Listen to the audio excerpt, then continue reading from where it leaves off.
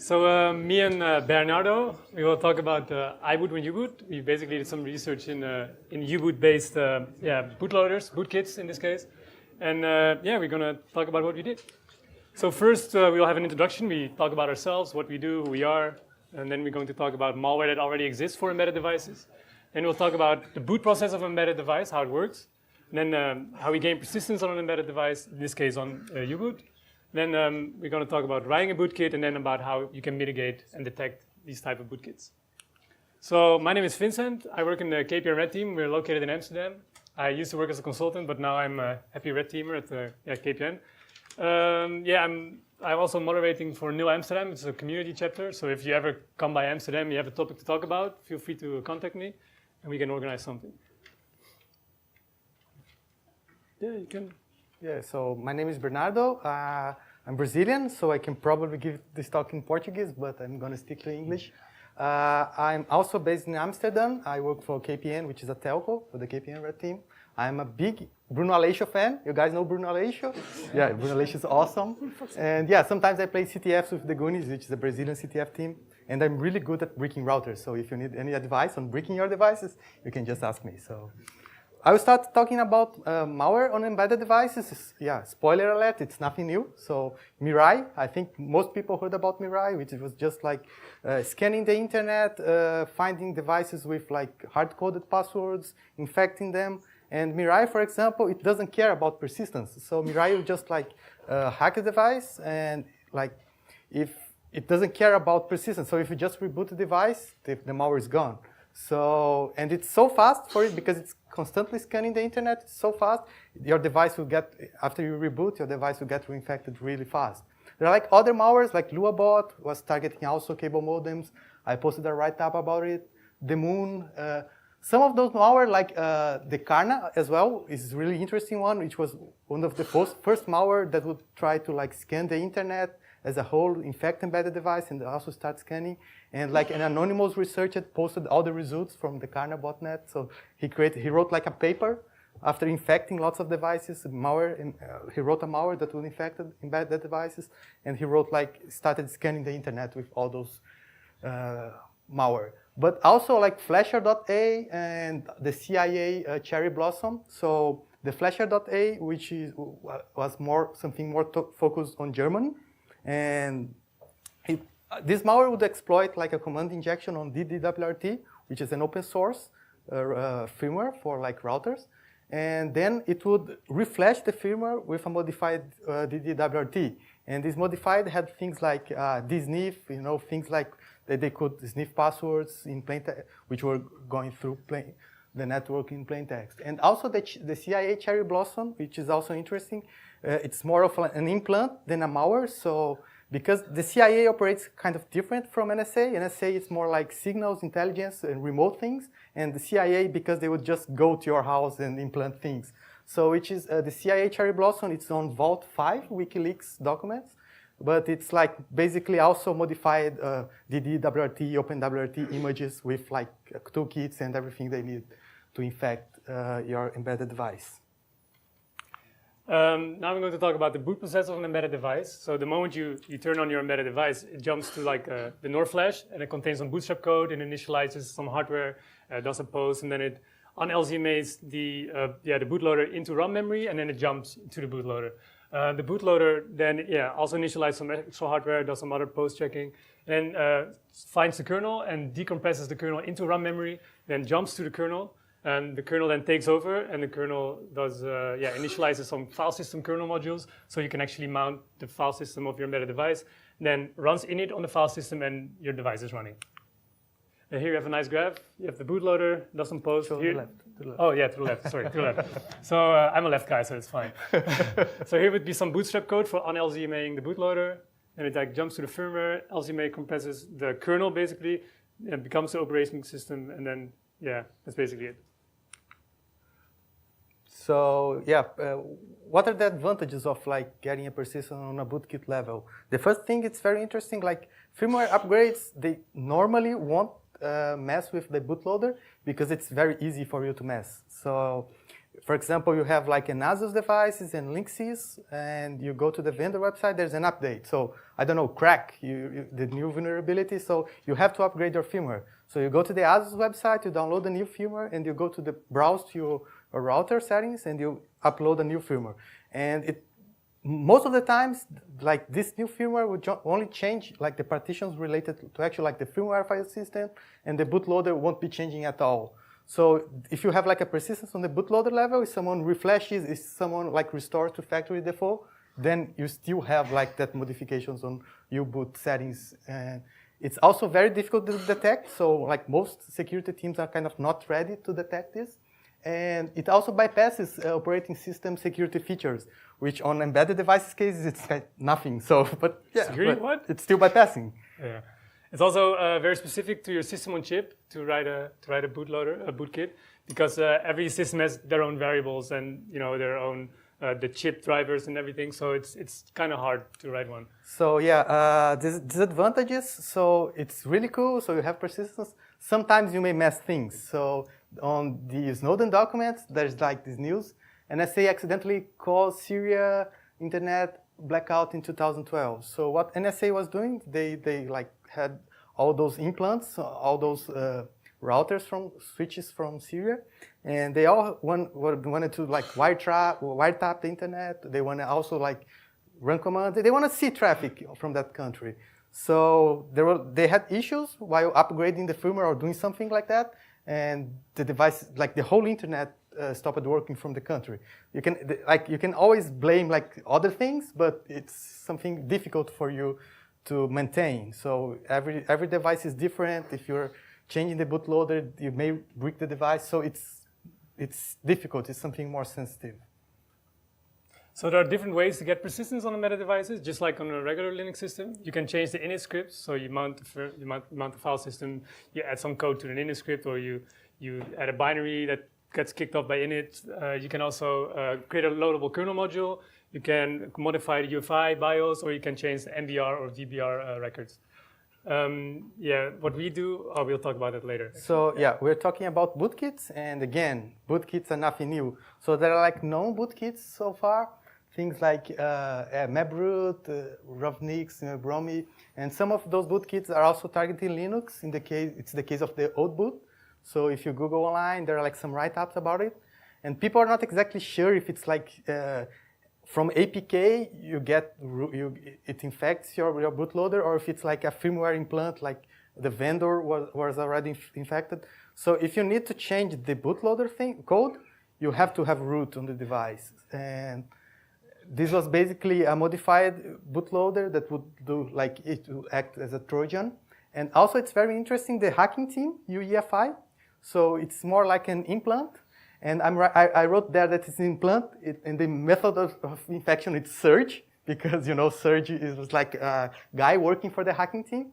And while they had demos and POCs for like their clients, and he would just like fool the clients and like disable antivirus while he was like infecting devices and making demos. So he's kind of the infection mechanism.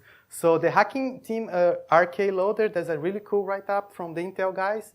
What it does, it puts like files, while you're loading the file system, your NTFS file system on Windows case, it would load a binary. And if you format your Windows install, the UEFI, if it's backdoored, it would download the code and run again. So there are like different methods. So some motherboards, some laptops, they had like some vulnerabilities. For example, the write protection is not enabled. So you could remotely, so if you get root on a machine, you may rewrite some variables or something, and then you can put the hacking team backdoor there. But sometimes when this is not possible, if you have physical access, you can open the device and you can dump the SPI, and you can rewrite the SPI with new settings or with the backdoor content. So, is it me? Yeah, it's you. iBoot when you boot, which we wrote. It's kind of like a bootkit targeting U-boot and embedded devices using U-boot. And U-boot is like an open source bootloader. And we need an initial access. So we're just like we can infect a device if we have physical access, or we can infect the devices remotely. And we were thinking about something like, we want root on a machine and we want to change the bootloader. We want to change this partition. So we need an initial exploit. Go back. And yeah, some examples of exploits that we can use. It's like the Samba cry, which is like if you can save a file to a Samba share, and you can put like a library there and load command injection, like ping command injection. Most routers, they have like command injection, and they also don't segregate privileges. So if you're able to find an exploit for an embedded devices, like 9 out of 10 times, you always get root, and then you can start like gaining persistence. So Linux kernel the MTD memory. So you have like the flash chip from your router, and the name they use, it's like Memory Technology Device, MTD. There's a file system on the top of MTD. So the kernel, the Linux kernel, it says like, it defines when each partition starts and ends. It's not like you have your hard drive and you say like, this is starting partition 1, here are the details, and here's partition 2. It's not like that. It's like the kernel is defining. So if you look, if you get /proc/mtd, for example, it's gonna say like, from this offset until that offset, you have the U-boot partition, then the kernel, rootfs, art, firmware, and all those partitions. And what we want to change, what we want to infect, is the U-boot partition or the bootload partition, which is like the first one most of the times. So the boot partition is commonly mounted as read-only. So the MTD0, on that case, on the U-boot partition, it's mounted as read-only. So we have root on the kernel, on the machine. How can we change that if it's read-only? If the kernel is explicitly saying, this is read-only, you can't write here. So we have to think about some way to bypass that. So if you get the source code, you see like it's RO. There's this kernel module called mtd-rw, which is basically a Linux kernel module. And I can tell the kernel that to like switch that flag. So if that partition was read-only, I just use like insmod. I load the kernel module and say like, this partition is not read-only anymore. So then I can write. So if you go to the next slide, this is the source code from mtd-rw. It is just checking like, it's just checking how are the flags, and it's hard coding, telling the kernel, these partitions are, I can also write on them. So yes, it does a binary OR here, and then to disable it, it does an AND NOT. So just to unset the flag. And yeah, so this is the example of if you have a root shell, you just like, the first thing you also need to do, you will need to cross-compile this kernel module for your platform. So if you're working with a MIPS device, little endian, you have to cross-compile for MIPS. If you're working with an ARM device, you have to cross-compile for ARM. So you just like insmod the module, and then there's like, insmod, I want a brick equals 1, because most of the times you're gonna mess, and we're gonna show you why. And you just put mtd write, U-boot, you have like an image, and it's just like a dd command. So mtd write, it's quite similar to dd. You can also use dd to just write to that partition because it's not read-only anymore. And then you reboot the device. So now, after the device boots, you have a different bootloader. So yeah, now we're going to talk a bit about writing a bootkit. Just like we said before, all hardware devices have different settings in bootloaders. So what we did, we downloaded an open source project called U-boot mod, and we got a device that was already supported, so we didn't have to do any of the hard work. And also interesting is that devices running U-boot, they have a GPL license. So that means that if you have a device running U-boot, you're legally obliged to supply the source code to anyone who's requesting it. So what you could do is you could write a letter because they want letters, and then you could request a source code for a device that runs U-boot, and they might send it to you in the mail after a year or two. It's very interesting because lots of those vendors, like embedded device vendors, they offer the option because they have to, but you can't just download it from their website. They're like, if you really want the source code, you have to send us a letter, like you manually write to us, you send us, and then we're gonna send you the source code. I think the EFF also assists you if you really want the source code. If you have an issue with that, like GPL violations, you can always also contact EFF.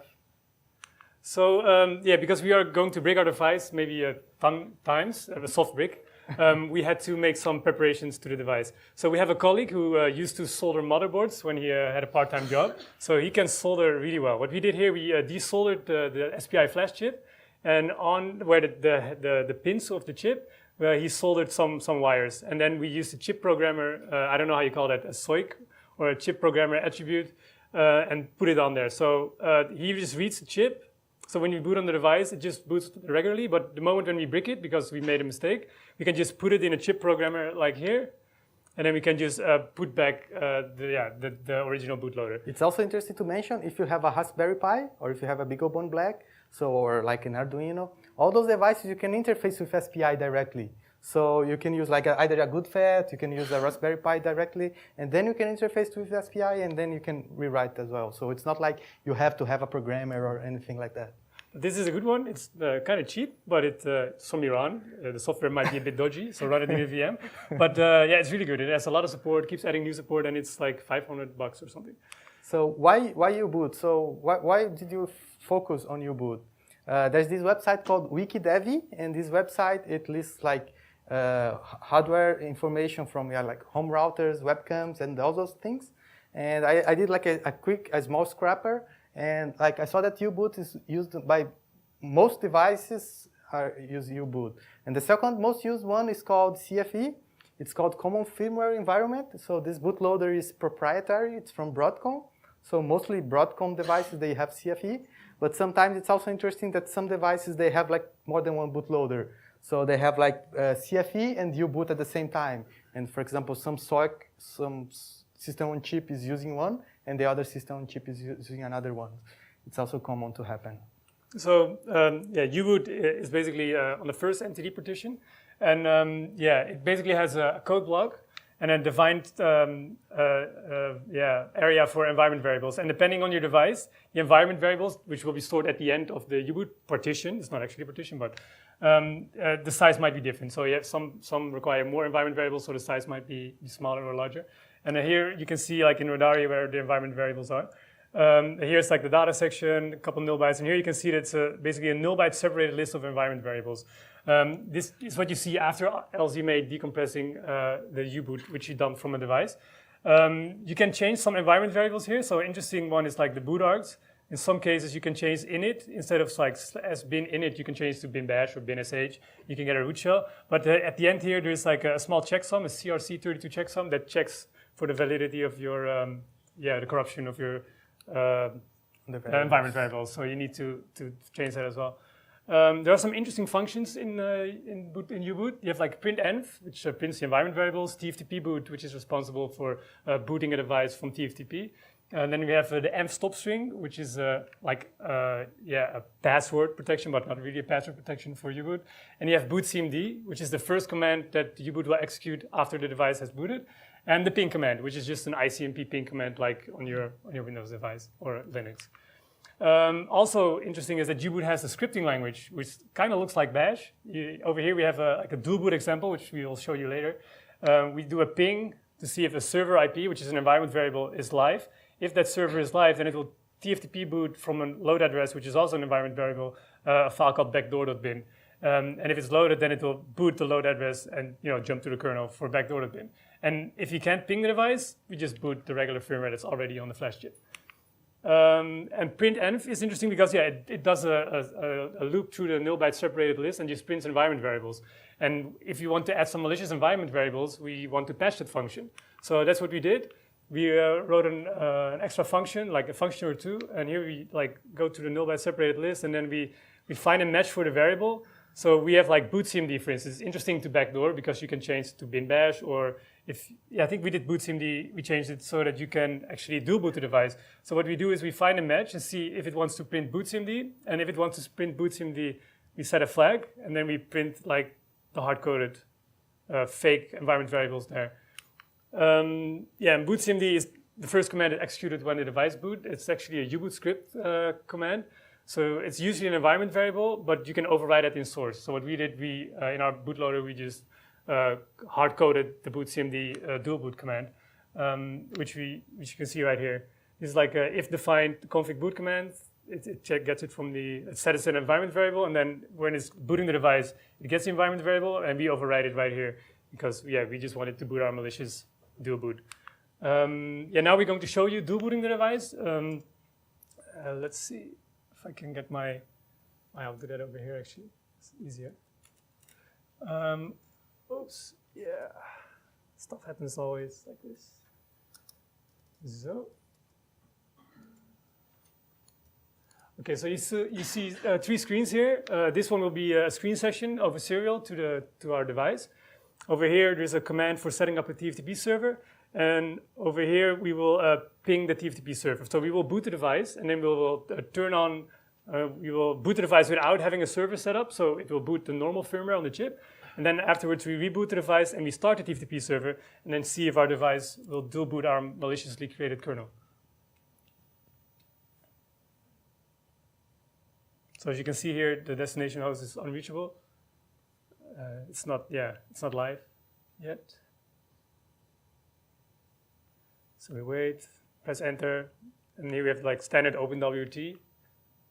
And we start the TFTP server. There's a sleep in there because we had some issues. Now you can see the TFTP server is live. And we patched the TFTP boot command so it doesn't show you that it's actually TFTP booting. So there is a delay here, which is kind of odd, but not a lot of people look at the device booting on serial. So it's kind of stealthy, I guess. And successful transfer. And now we wait and press enter, and then, did I press enter here? What's happening? Oh, there you go. And we dual booted our malicious.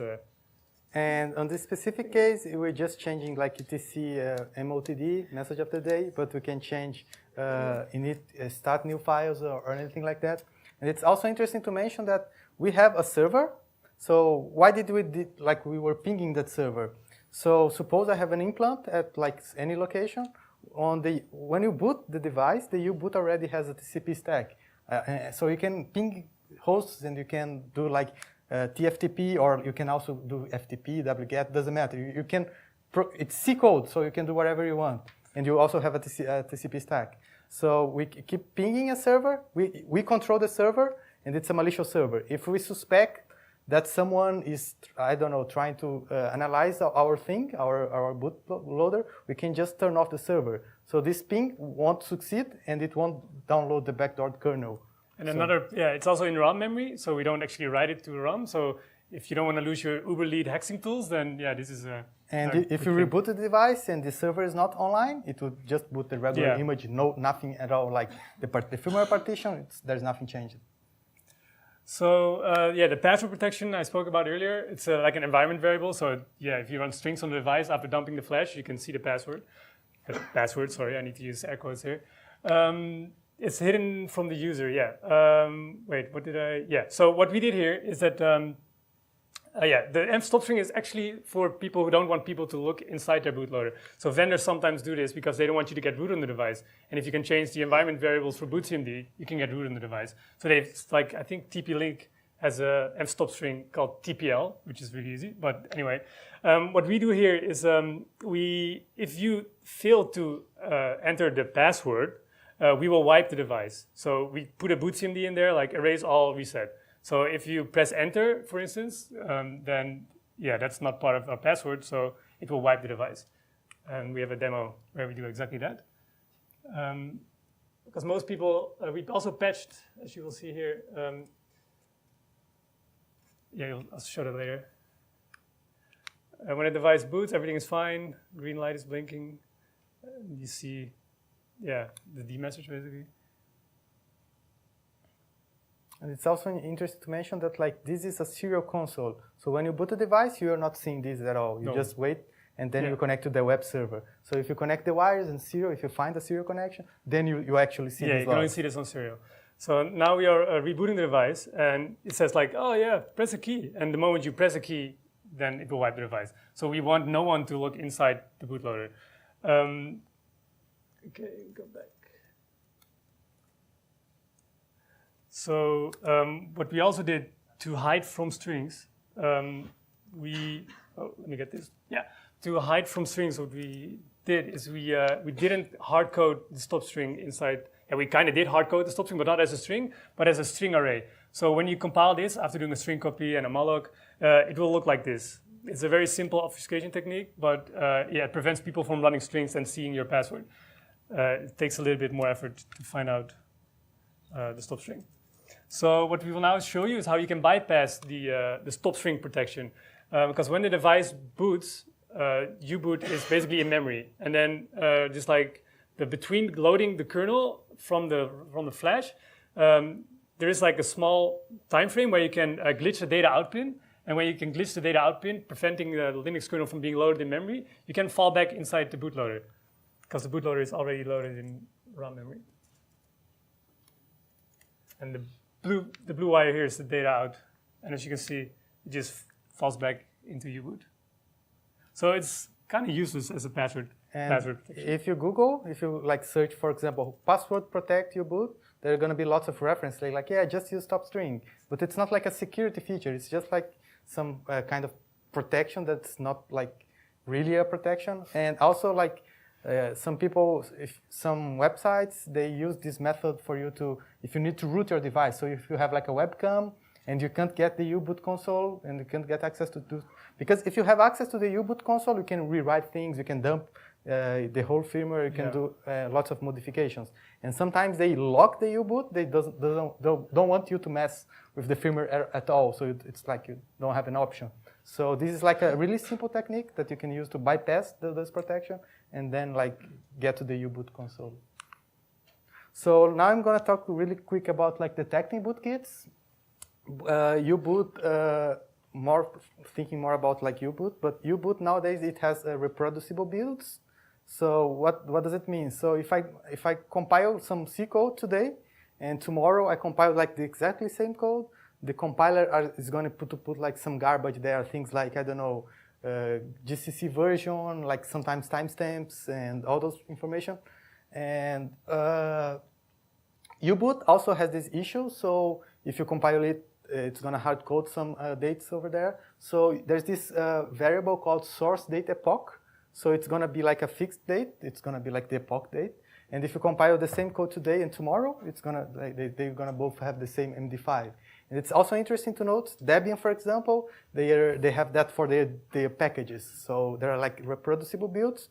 So you can get a source code and you can use like compile that with like there's like code that you can just download from Debian servers, try to compile, and you can check if the DPKG matches like the deb. Actually, matches with the MD5 from the SHA-256. It matches with the one you compiled. So, and also like detecting bootkits, there's this tool called ChipSec. It's more focused on like not focused on U-boot. It's more like on laptops, and it's from the Intel guys. And what it does, it's like it has a series of checks. So it's gonna check, for example, if I don't know, you can write variables on your UEFI partition. It has like several pre-made checks. For example, they can detect the bootkit from UEFI. They have like some signature checks and some stuff like that.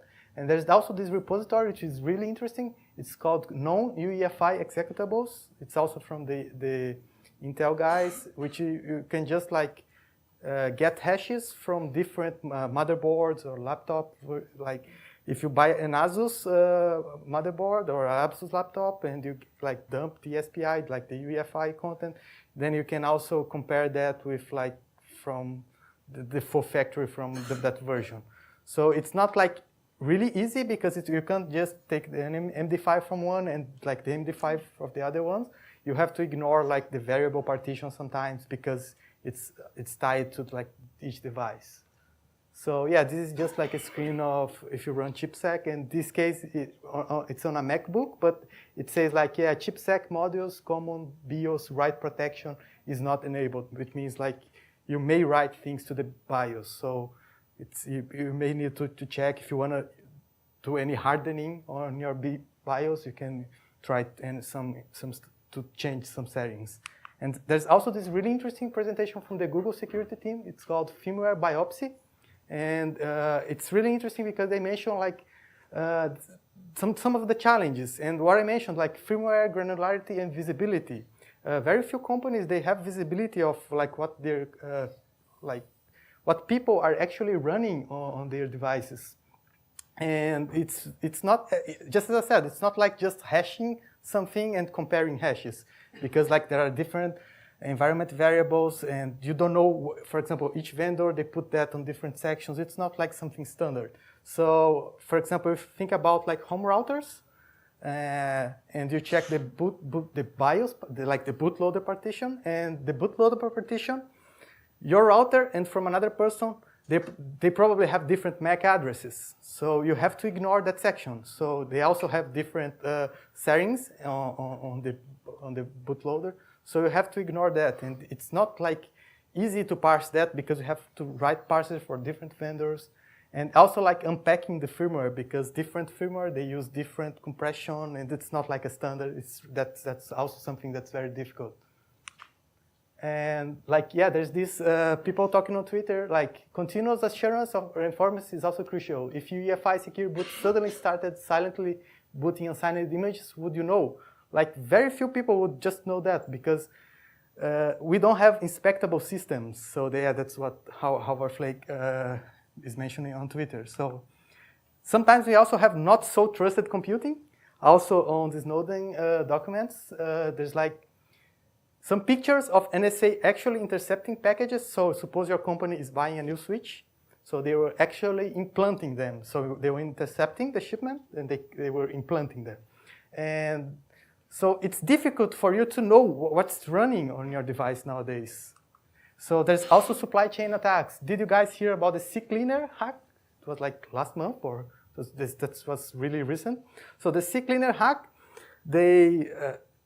people say, like the experts say it's China. It's always either China or Russia, but probably FireEye. And China, they said that they hacked CCleaner servers, and they were selectively infecting, sending a second stage payload depending on your host name. So if your host name contained, like for example, one of those entries, they would send you like an additional payload, which means you're on the corporate network of those companies. So if you're either running a backdoored CCleaner from, I don't know, VMware network or Cisco or Linksys or thelink.com network, they would send you a second stage.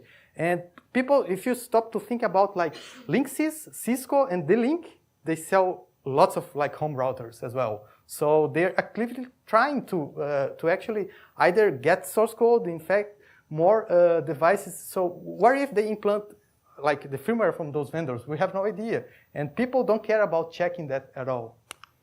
And also, like, do vendors get hacked? So this is a screenshot from thelink Brazil and thelink.com.br. And people are actually, they put like a JavaScript to mine Bitcoins on your, like. Weren't you in Brazil 2 weeks ago? Yeah, it was like last month. Pretty complicated. So what happens here, like if you have access to the web server, you can also replace the firmware images, and you can put like a backdoor image. So people who are downloading like images, you have no idea. So it's like so easy for them that instead of backdoor firmware, they just like, so easy. I'm gonna mine crypto coins using JavaScript. And also there's this vendor called OpenMesh, because of requirements from FCC. So if you're selling a device in the United States, there are like some rules that you have to follow, otherwise you can't sell those. So if your device operates on the 5 gigahertz frequency, you have to put some lockdown that people wouldn't be able to change to certain frequencies because of FCC. So if you don't put lockdown, you can be sued. So FCC might sue you. So there's this vendor called OpenMesh. They were like, oh, okay, so we need to be compliant. So what do we do? Let's protect our U-boot. So OpenMesh, they sell like repeaters, small home routers, all those things. So what they did, they put like a signature. So you can only sign U-boot images. So there was like this check, and they were using RSA. So they had the private key, and they were signing the U-boot image. So if you try to modify or change anything over there, you can't bypass that and change for example, your firmware to enable different frequencies. So those researchers, what did they do? They just, because it's GPL, they asked for the source code from the U-boot. So they got the source code, they analyzed, and they found out that if you if you zero out the public key inside the U-boot partition, it's not going to check it anymore. It's going to boot anything you want. So it's a simple hack. So if you have a root on the device, you can DD on the offsets from the signature. And because there's no signature, it just fallbacks to booting any U-boot image you have at all. And they also found this interesting bypass as well. So when you TFTP boot images, so they had like, this device also have a recovery mode, which you can use like a signed image to download to boot and recover your device. So there is a Stack Overflow on the TFTP boots. So when you issue a TFTP boot command, it's going to download something from a TFTP server. So it doesn't care about the size of the image. So if you download like a huge image, you're going to corrupt the stack. So and that's it. You can use that to actually fall back to the U-boot console. But it's more complicated because you need a JTAG debugger in order to do this, to find this properly. There's also some really interesting talks about the Rescue guys. So about like bypassing security protection. So they gave a talk recently on SHA, and they had like a demo that they were using glitching to bypass the U-boot protections on some vendors. And they also gave some this talk, 20 ways past Secureboot. It's really interesting, not only U-boot, but targeting embedded devices in general. And there's also this group called Aleph Research. They have lots of bootloader bypasses, but they're more targeting mobile phones. So it makes sense for example, mobile phone companies. They don't want you to like root your device and put like crap because you might break your device. And also like video game companies as well, like Microsoft, also like Sony. They don't want you to jailbreak your console because you might run pirate content. So they like the bootloader from those devices, they're very secure. And nowadays people are starting to research on those bypasses so they can boot unsigned code and do whatever they want. But nowadays for like home routers, for like embedded devices in general we have at home, there's no protections at all. So it's like a huge difference from those devices and like the devices we have at home.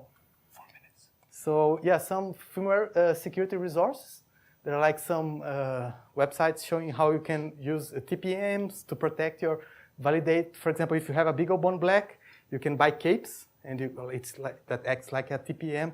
So you can have like Secureboot on your black, Big Bone Black. There's also this really interesting book from Intel guys and some other researchers. It's called book Rootkits and Bootkits. And there's also a firmware security training from the Intel guys, which is open source. It's on GitHub. For example, they dissect the UEFI bootkit from hacking team. They show how you can detect that. It's also really interesting. So conclusion, Secureboot is important nowadays, also for embedded devices. And we have to reduce firmware opacity, which means that not only tamper-proofing, because vendors, they care too much about tamper-proofing. They don't want us to like change things. But they also don't give us ways to like verify if what we're running is the actual device that's supposed.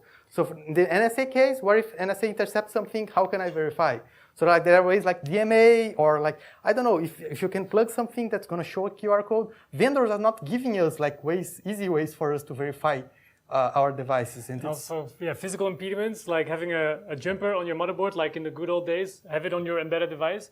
It's an issue for vendors because it just costs money, or having a bootloader on a separate flash chip, it's too expensive for them. Chromebook. And yeah, but a Chromebook has on the write pin, in order to write to the Chromebook flash memory, you have to actually loosen a screw to be able to flash the bootloader. So Chromebook is doing this. Yeah, is doing this well. This is really interesting because the write protector is enabled, so you have to physically remove something. So we also need better like. Reverse engineering efforts on bootloader because people don't care about like the U-boot partition. We need better parser. We need like better research on this area as well. I guess time's up. Time's up. Like questions. Let me get you the microphone. Sorry.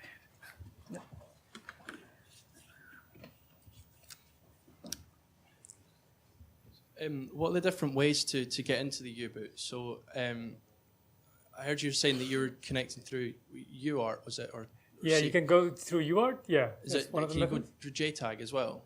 Yeah, if JTAG is on the board, then you can also use JTAG. What if the IoT device is completely like fucked off those two connections? Sorry, what? What if like the device? What if the manufacturer's like gone on the board and like removed those connections? Yeah, then you can dump the flash. If you have a root shell on the device, you can dump the flash from there and dump also the U-boot partition. You'd have to get root on the. Yeah, if you have root on the device, you can usually get access to the partitions. Okay.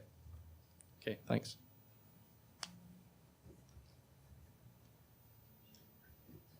Hi. Was this research done in the context of KPN or generic your own investigation or? So yeah, we work for the red team.